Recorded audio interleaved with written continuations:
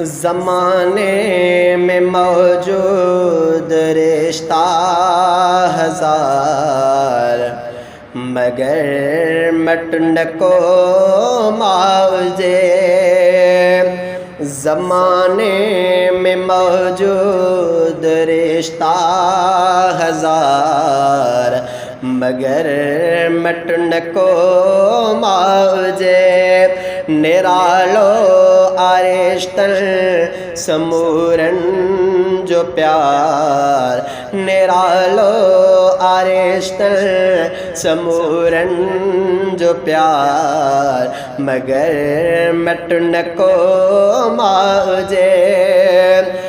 वड्डी अहमियत वारो रिश्तो हर हिक मिड़न मंजिला सानी आहे, मगर हिक वड्डी अहमियत वारो रिश्तो हर हिक मिड़न मंजिला सानी आहे, मगर हिक सभई रिश्ता समझा तो जीवन संवार, मगर मटन को मावजे।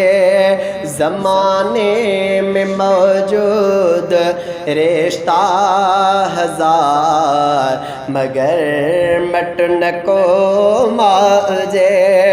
अबो भी उत्तम भावर बिजानी, भली भेनरुन सां लगे जिंदगानी। अबो बे उत्तम भावर बिजानी, भली भेनरुन सां लगे जिंदगानी। ॾींहनि ॾाढो दिल खे था सभई करार, ॾींहनि ॾाढो दिल खे था सभई करार, मगर मटन को मावजे। निरालो आरिश्तन समूरन जो प्यार, मगर मटन को मावजे। हसीने सासीनो मिलाइन बेथा के त खुशियुल में गॾिजी खिलाइन बेथा के। हसीने सासीनो मिलाइन बेथा के त खुशियुल में गॾिजी खिलाइन बेथा के।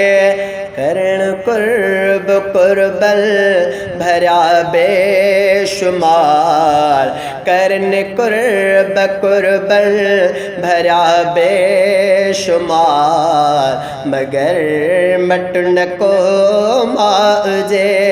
निरालो आरिश्तन समूरन जो प्यार, मगर मटन को मावजे।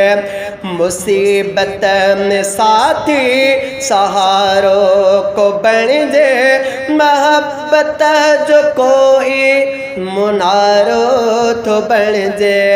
बराबर को बादल तको आबशार, बराबर को बादल तको आबशार, मगर मटन को मावजे। बणायो अजब रब साईं सारिश्तो, बिना लोभ लालच जे हिकु ई रिश्तो। ॾई जान थींदा बिके जान सार, मगर मटन को मावजे।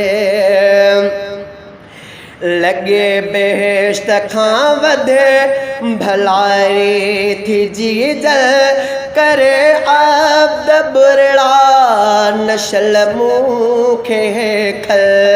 लगे बेश्त खां वधे भलाई थी जीजल, करे आब्द कबरेड़ा नशल मूंखे खल हथ में रिश्ता ब्याबे के अखेड़िन जो ठार हथ में रिश्ता ब्याबे के अखेड़िन जो ठार मगर मटन को माजे निरालो आरिश्तन समूरन जो प्यार मगर मटन को माजे ज़माने में मौजूद रिश्ता हजार मगर मटन को माजे।